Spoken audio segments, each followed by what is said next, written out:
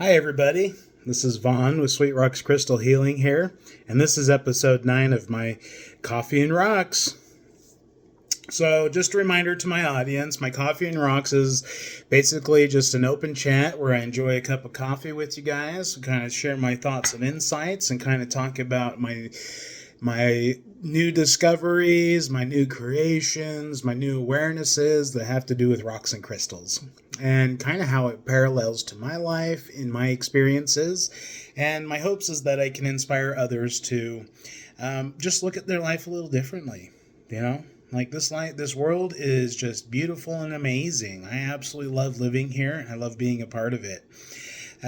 So if you haven't done it yet, go ahead and hit subscribe, hit that like, and go ahead and share this if this resonates well with you. So I brew my own coffee. I go through this whole process and ritual of using my French press, which means I have to boil my water.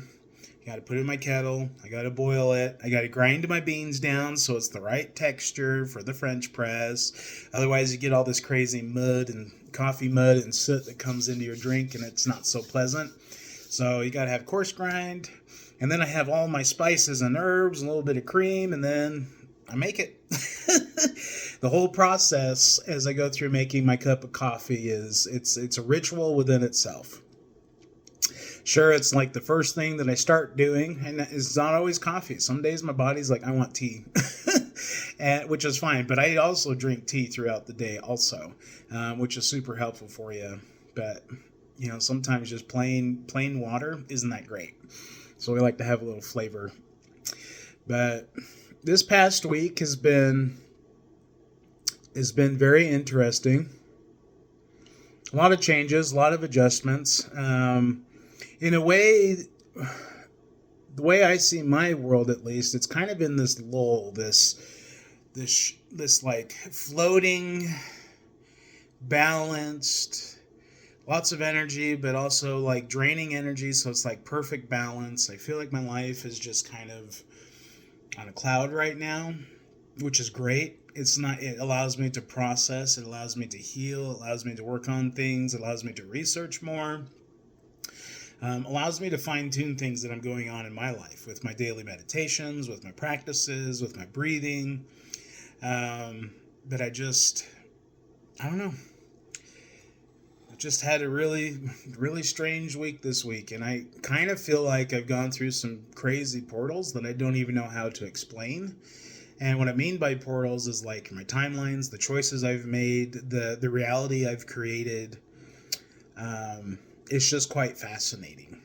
When as an observer looking outward into what I've been, bringing and attracting into this world,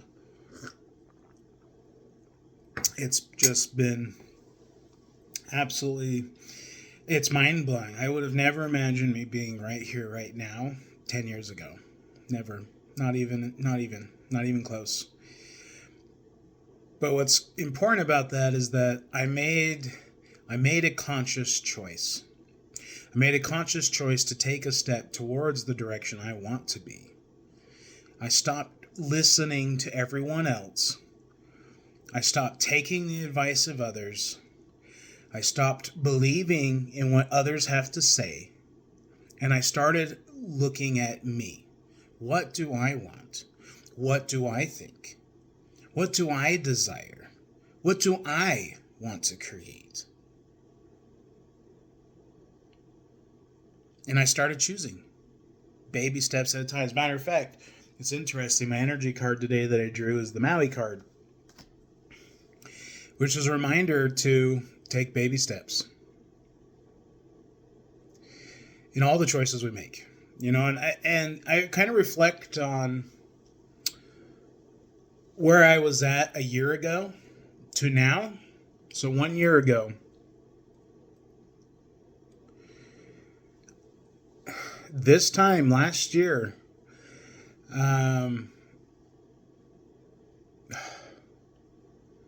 just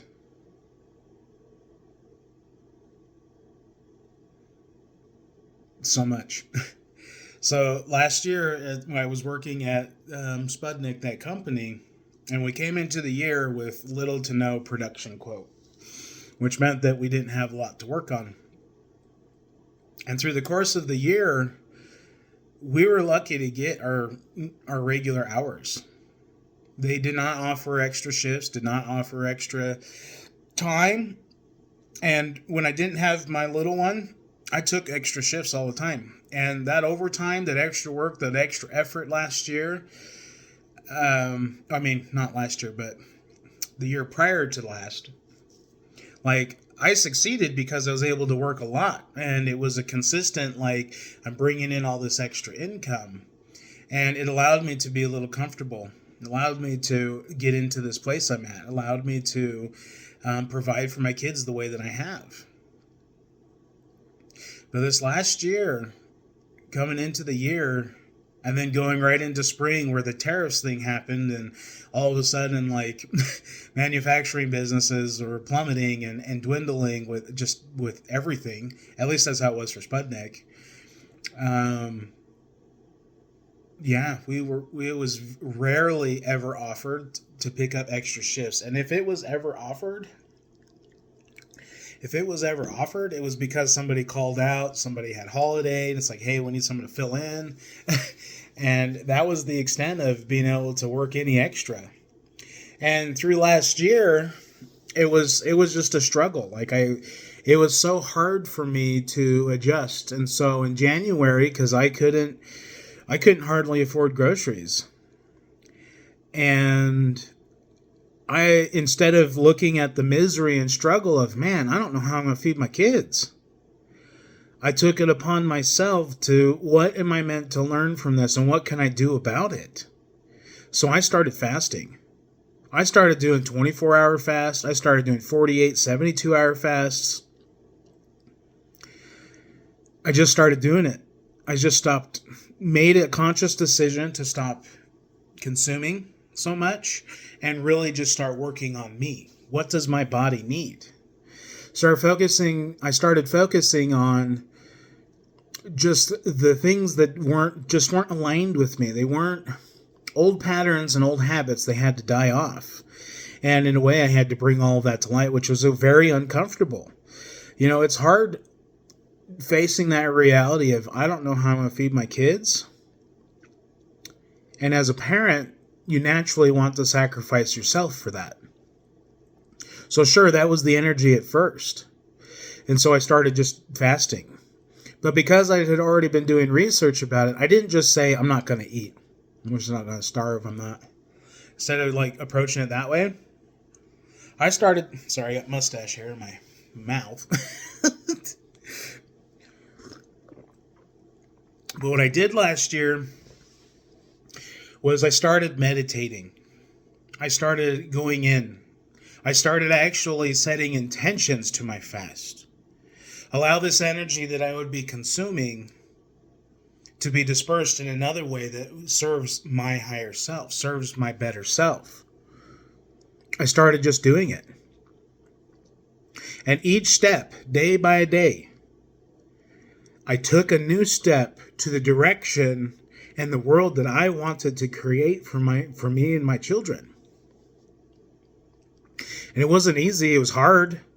I relied on this system that wasn't serving me anymore. My body was just, the more I worked that job, the more my body just felt broken. The more my energy was drained, the more strain it put on my hands. I couldn't create. I spent a lot of last year wondering, how the hell am I going to get to create things if I'm so broken and I can't even afford food? I'm struggling to keep my rent paid. That's how my last year started. And it was rough. But I took that as an opportunity to, you know what, screw this. Fuck this system. It does not serve me anymore. It literally leaves me feeling miserable. It left me feeling drained. And it left me feeling robbed. Working a matrix job robbed me of so much. My sacred energy. It sapped me of it completely. So I started making small changes. I started going through my year last year, just adjusting slightly. And I started creating new habits. And so now I just regularly do 24-hour fasts. And that feels comfortable for me. That works for me. I have all the energy that I need to get through my day. And I don't consume nearly as much as I used to. I mean, sure, I like my coffees, I like my teas, but that's cheap. Because I make my own coffee, this costs me maybe 50 cents. And I would rather have this in a day than, trying to eat a meal, to be honest with you. Because I love it that much. I would rather have this, but there's no sustenance in it. It's purely for enjoyment. And what's interesting, we think that coffee having caffeine in it is what makes us awake, when rather the chemical compound of caffeine, it shuts off the receptor in our brain that tells us we're tired. It doesn't give us energy. So when people are taking these caffeine shots, like crazy amounts, like their 5-hour energies and their Rock Stars and their Red Bulls, they don't realize all the synthetic poison they're putting in their body, and it's so condensed. Because again, as a chef, if we're developing, let's just say we're making a mixed drink, or even a Kool-Aid. Let's just take Kool-Aid. Everyone's made Kool-Aid, right? So what is the secret to making a delicious Kool-Aid? You start with hot water. Why? Because the hot water is excited to the point that it will absorb more product that goes into the solution. So when you're using your Kool-Aid, you need hot water to make your Kool-Aid sweeter. Have you ever tried the Kool-Aid little powder packets? They taste like shit. They're so sour and bitter and like nothing. It's like, how the hell did Kool-Aid came of that? Well, then when you look at the cups of sugar that go into a gallon of Kool-Aid, when you measure that out, you're just like, that much sugar is going in this Kool-Aid and I can drink that in a day? It's mind-blowing. And I do it with my girls all the time. Like, they'll get a Snickers bar, and they'll eat it. And just out of curiosity, I'll be like, how much grams of sugar is in that one Snickers bar? And it's like 24 grams per serving, and a Snickers bar is 2.5 servings. Okay, so you take that, and so you measure that out. Measure out how much sugar is in a Snickers bar. My girls were shocked. And then immediately I handed it to her, and I'm like, here, eat that. My little one, she would have done it. But my oldest one was like, no way. And measuring out the sugar content, actually just measuring it. I have this little scale that does like grams. Great for my little cabochons and my beads and my little small pieces of wire when I'm measuring it. I got a piece right here. So like if I measure this little tiny wire here, I need to know how much I'm using. I need to know how much I've wasted. So I have this little small scale for that reason, but I've been measuring out my sugar. So it's like everything that we eat, we measure out the sugar, we measure out the salt, and we can see what it is. And that's what I mean by taking little tiny baby steps, is that we actively started doing small things to adjust. And so it happened because of my lack of providing food. I got really smart with how I'm buying my food. I stopped buying all the pre-packaged shit. I stopped buying the disposable stuff. I stopped buying the pre-made shit. I started just making things my own. I started cooking everything that I made. And energetically, I'm amazed at how everything in my body, my soul, my energy, everything has evolved because I took action at taking small strides to becoming something better than I was yesterday. Some days I was defeated. Sometimes I felt like I went backwards a few steps. But in those times that I felt like that, I went inward. I really got to the root of it. And really what was happening was the end of a cycle. I realized that was the end of a cycle, and it was time to begin anew, which meant that I needed to collect myself in those times. I needed to center myself. I needed to clear my energies. I needed to do more inner work, focus on the things that were triggering me. Like in those times that I felt like I was going backwards, I used that as a time to go inward. So every time that I had the world come at me in such a negative and harsh way, I took it as an opportunity to learn and grow from it. In this past year, I have changed so many things in my life. I am not even remotely close to the same person I was a year ago. Not even close. And the upgrades and downloads I've had just with my abilities, like with my Roxx, like with like the knowledge, like my meditations, the fact that I can start astral traveling pretty much regularly when I want, like I never. And what's crazy is that when I get into these states of consciousness, it feels more real. It feels more tangible. It feels more alive and energetic than the reality I'm in right now, the one that you're seeing me talk about. There's more to this world than we realize. I mean, that's the bottom line. I mean, so much disclosure is happening right now. The truths of all this crazy stuff. Like I just read a post this morning talking about how the human mind has this ability to connect to universal knowledge. That's science telling that? Well, hello, we know this as quantum physics. We know this as source creator. Like, we're all part of God, right? Science is proving this, that it's actually real. So we're not talking woo-woo, and we haven't been for centuries. We are not talking woo-woo. We are speaking truth. And it's the controllers, the fearful ones, the ones that are weak and small. Those are the ones that are trying to say, no, we are wrong. But the reason why they do that, in my opinion, is because they are afraid to do it themselves. And I'm telling you, in my last year's experience, I am grateful I took those baby steps throughout my entire year. Now, I used to have a dripper, and I would make a full pot of coffee, and I would drink 12 cups, sometimes 2 of those in a day. I drank so much coffee, way more than I should. Left me feeling really dehydrated, left me feeling drained. My body was always sore and hurt a lot. And then what happened last year, my coffee dripper got all... I don't know, it just broke and stopped dripping. It took like 8 hours to drip a pot of coffee, and I'm like, screw this, I'm throwing it out. And it was like, because I was consciously like making those small adjustments in my life, it was interesting to see how the universe started making me get stuff out.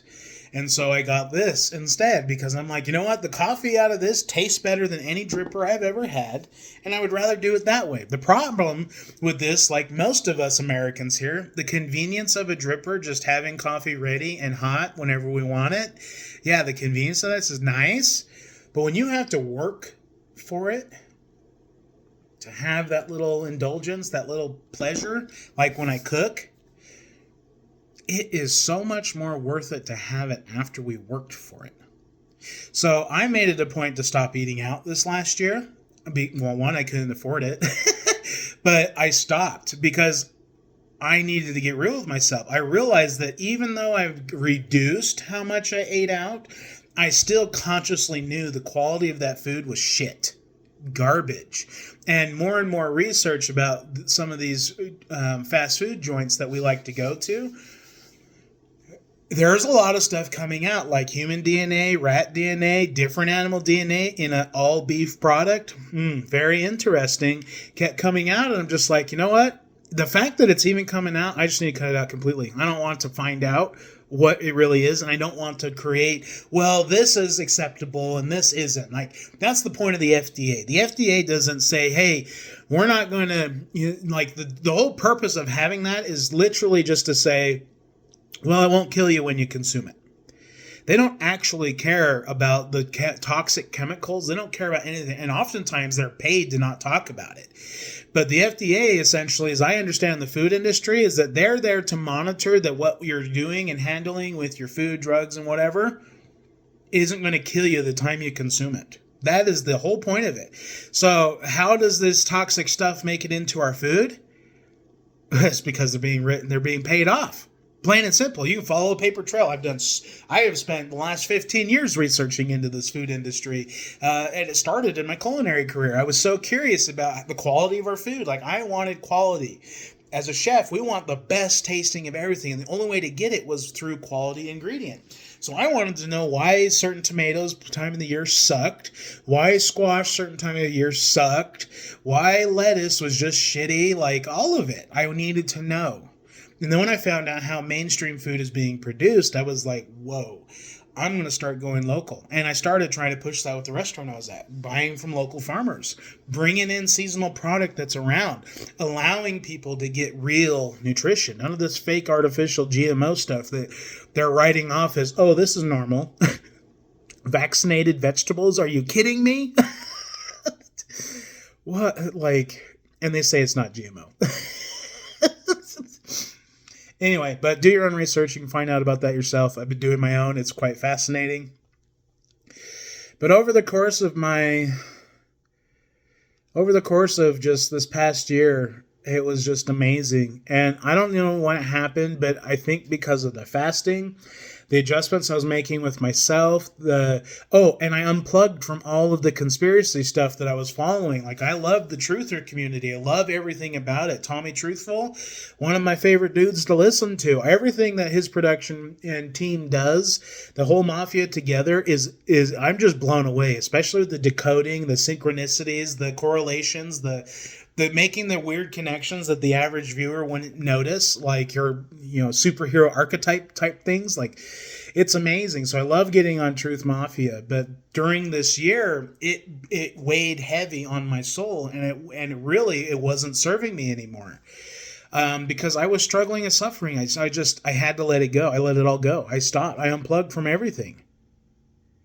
And I really focused on the Step Into Your Power community when it landed on my doorstep back in July, I think. Yeah, it was July that Tommy Truthful had shared his, I think it was the first post I had seen from him. Now, as I recall, it launched last April. But I didn't discover it until like July or August. And that was the start of my whole new life. So as I went through my life doing my things and doing my baby steps, I found Step Into Your Power community. And through the Step Into Your Power community, it inspired me to start this YouTube. It inspired me to really, really learn about crystals. It inspired me to get into more meditations.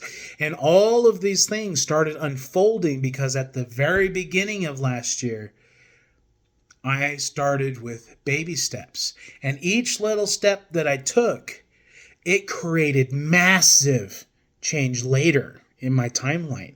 So it seems so like table salt.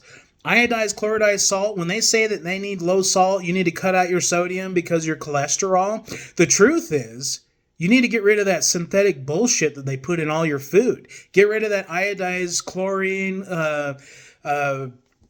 kosher salt. Get rid of all that artificial, fake, bleached, processed shit. The truth is the little adjustment that I made on that is I just shifted to a natural mineral salt. Started with pink Himalayan, got some Celtic sea salt. And when you look at salts, like you buy a pound of salt, sure, you might pay $40 for a pound of, Celtic sea salt. But that pound of salt will last you a year. Like, is it really that big of an investment? No. So why would you spend $3 for a completely ruined salt, stripped of everything that's vital for your health? And that same salt will last you a year. Why would you spend $3 on something when you can actually optimize your health, getting the essential vitamins and nutrients and minerals in your body through a natural? So I just started making those small steps.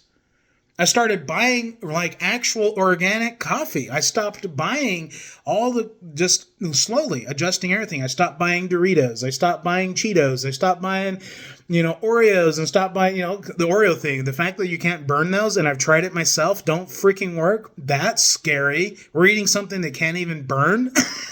What the heck is that? And that's the truth. People want to turn a blind eye to the crappy stuff that they sell us and write it off as, oh, this is healthy for you. But the truth is, you want real nutrition, you want real health, you got to do it for yourself. And I've gone through this journey of doing it myself. Now, I'm gifted having the ability to cook. I'm gifted with the ability of having to prepare. I'm gifted with the ability of utilizing everything that I purchase. It's not easy. It takes a lot of practice, but I go after it.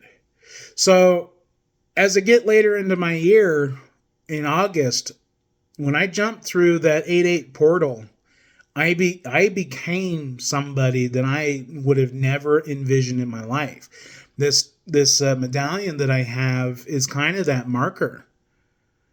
I became something totally different come August. So for 8 months of struggle and fasting and really just working on me, getting rid of all the shit that doesn't serve me, I'm so blessed. And I make amazing connections with people. And I have such beautiful relationships with the people that come into my life.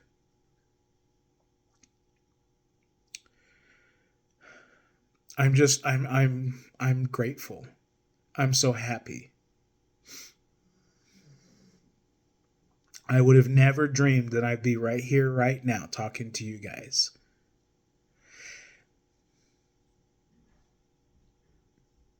It's incredible.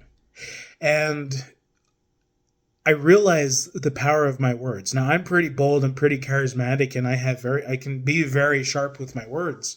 And I've learned how not to do that. And like I tell you, years of practice of shifting and adjusting, but I've now learned how to use that power for something great, something amazing, something beneficial. I like being able to speak my mind. I like being able to talk. I like being able to share. I like being able to help. But I'm also learning how not to overstep the boundaries, like sometimes unsolicited advice very often can become more destructive than anything, which is why sometimes it's easier to just say nothing. But I'm recognizing how to offer advice, how to offer suggestions, how to work with people that are struggling. Because in my mind, I'm a thinker. I'm a fixer. I'm a problem solver. So when someone tells me a problem they're dealing with, immediately I want to fix it. That's just how I am, and that's fine. But I also have to give respect to where people are at in their journey, and that's been a big part of my my learning this past year. But I have found a tool that allows me to share my voice. And the people that hear my message, it's exactly what they need to hear right when they hear it. And I love that. Every day I'm working towards my goals. Every day I'm taking new steps. Today is one of those days where I don't feel motivated. And that's totally fine. When I'm not motivated to get to work, that to me says I need to work on me. And so I am. So today, I'm just taking another self-care day. I'm just focusing on me because I'm home alone all day. After I film this, actually, I'll be going into another really deep meditation. When I get in these lulls, I know that there's something inside that is preventing me from having the motivation. And I work on it. I'm active and I'm consciously aware of these things. Now, one of my new tools, since this is about Roxx, this is what we talk about. I created this new pendulum, and it's super cool. It has charoite. And this one connects to your third eye and crown chakra and helps enhance your intuition, which is great because this pendulum is for readings, questioning, but I made a locator pendulum to synchronize with my talisman, which this one creates an energetic field and it enhances everything around me, creates this light barrier like a beacon of light. And I've created this to where the only energy that comes at me or through my armor, if you will, is only positive. All the negative, it actually gets transmuted, and then it gets received. So when someone comes at me with negative energy, Like, I'm like, okay, not even phased. But then all of a sudden, I'm feeling empowered after the interaction. And what I mean by that is that my auric field that I've created as I wear this transmutes all that negative energy. I don't know how it does it, but it converts it to a positive one, and then it benefits me in some way. It's crazy. So it's like, it's amazing. So working in conjunction with this, I created my locator pendulum. The name that was decided is Hermione, like Hermione Granger from Harry Potter, because Hermione was the know-it-all. She was the one that knew everything and just was so smart and knowledgeable about everything wizardry and magic. So because of what she represents with knowledge, infinite knowledge, able to call things up like me, it's crazy. This pendulum, I gave the name Hermione. And this crystal that I have is elastite quartz, and it's also known as skeleton quartz. So the brown that you're seeing in there is actually like clay and dirt, full of iron, very rich, but it's a hollow, and it's got a cavity in it like a tooth, like a cavity in a tooth. And at one point, this crystal had water in it, which is crazy. So as a locator pendulum, I added the hematite, which is like a conduit for energy. So it picks up on electromagnetic frequency. I mean, hell, hematite, you can get magnetic. I have them all over my fridge because they work so well. So they actually store energy, but they're very sensitive to energy. So I created this locator pendulum and also found that it's a super beneficial one for doing just yes and no questions. Absolutely amazing. So I love using it. This is Hermione. This is my newest creation. Now, the design of the chain, I picked out Roxx. I don't even know why I grabbed what I grabbed. And I started meditating, started researching, started looking at all the energies that are happening between these two devices, these tools. And the Malaysian jade balances the energy off my Herkimer diamond, which is super powerful. So when I'm going into my meditations, my Herkimer diamond is like the engine. It's the fuel to my engine, basically. The Herkimer diamond energy is super powerful. But what happens when I'm meditating and tapping into the universal consciousness of things, I get so much coming in, and it's hard to process. It's hard to think. It's hard to whatever. But what I found is that this Malaysian jade balances and harmonizes this and creates an energetic tool or antenna to hone in or on a signal, hone in on an idea, hone in on a thought, and it becomes very clear. And so connected with the charoite, that helps with your intuition, helps with your psyche, helps with your thoughts, your processes, the downloads that you get, with the Malaysian jade, and then the hematite energetically with this quartz crystal that's also tied to the crown and third eye chakra. And it's a super powerful and energetic one that is tied to star energy, not earth energy. This is a totally different crystal. Most of the crystals I have a very earthly energy to it, very grounding. This one, totally different. Never worked with a crystal like this, which is why it came to me the way that it did. Like, it literally zapped me when I picked it up. And I was like, okay, so this is my crystal. So I'll just demonstrate this here for you.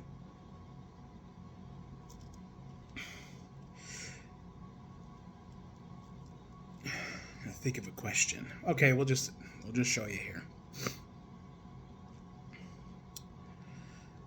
The name that was chosen for you is Hermione. Is this a name that you love? How much do you love it? Show me in a sway.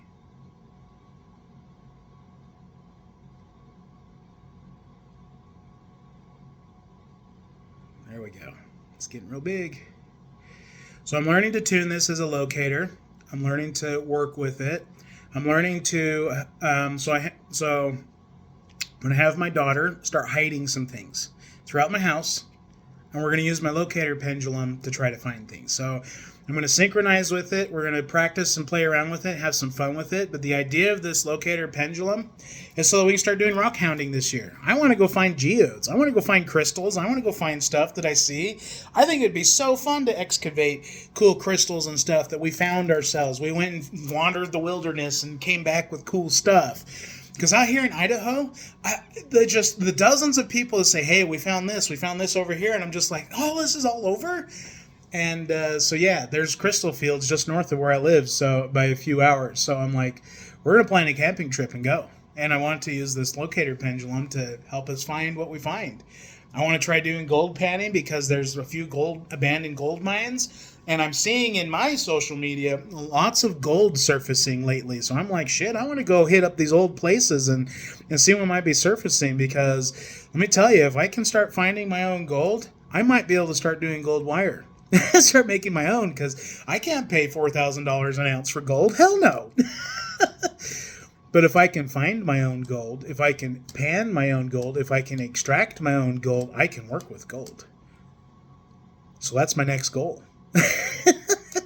Is just going out and exploring. Get out in nature, going out and checking things out. So anyway, we're past 30 minutes here. I try to keep this to 30 minutes or less. But I just was reflecting on my past year, and I'm grateful to be right here, right now. So enjoy your cup of coffee with me. Mine's cold now. He's been talking too long. But have a wonderful day, guys. And really, my message to you today, like in the Maui card that I had drawn today, take baby steps. Do those small little things to get where we want to be. Make small adjustments. Never tell yourself that you can't have something. Okay? Like, I love Doritos. And I know that I should cut them out. I know how toxic they are. The fact that I see the microscopic views of bugs on them, I'm just like, you're ruining the Dorito for me. But instead of saying I can't have them, I just stopped buying them. But someone in my family at some point will have Doritos available, and I'll have some. But when I have some now, it's literally a small, few crisps. That's it. But those small little choices that we make that shed the old ways, the old habits, the old negative things, all those conscious decisions to step closer to where we want to be has extreme changes later down the road. And my story today of my last year journey kind of talks about this. How I struggled a year ago putting food on my table, struggled to pay the rent. And each little step I took, I learned and grew and I evolved. So my message today is really to help you do the same. It's time right now, as we're coming into the Fire Horse, the Rapidash in Pokemon world, that legendary Rapidash that's coming, this is a time for creation. Now is the time to start taking those steps to achieve the higher version of you, the better version of you. Start integrating all the different timelines and versions of you and start taking the best ones into you. I believe this time right now we're in is the first time in Earth's history, Gaia's history, that humans are able to ascend in their physical form. I believe that. Now, it's not an overnight thing, no. Not like the story of Yeshua, where he was resurrected and then incarnated that way. Not like that. And he spent a great deal of his time and life fully immersed and committed to understanding how to do it. But now we're at a time where it's easier for everybody to do it. And collectively, as we work together, we will. I love following my spiritual communities now, talking about the energy of everything. And I truly believe right now in this lifetime, those that make it past 2030, like if you want to give it a date, but those that make it past the 2030, they're going to be ascending in their physical form. The things that are coming out now, the disclosures that's happening out now, and we're 4 years away from that. But in 4 years, 5 years, imagine what's can happen in this world, the benefit for humanity that can happen. We need more creators like you, more people filled with love like you to start doing something. Start creating the reality. Unplug from the mind control, the brainwashing system. Stop listening to the tell-a-visions. Go inward. Talk to your inner child. Get connected with your higher self. Become the world that you want to see. If you haven't done it yet, hit that like, hit that subscribe. Have a wonderful day. Thank you for enjoying this cup of coffee with me. And until next time, have a wonderful day. I love you all, and I'm so blessed to be a part of your life. Thank you so much for having me here right now. Bye.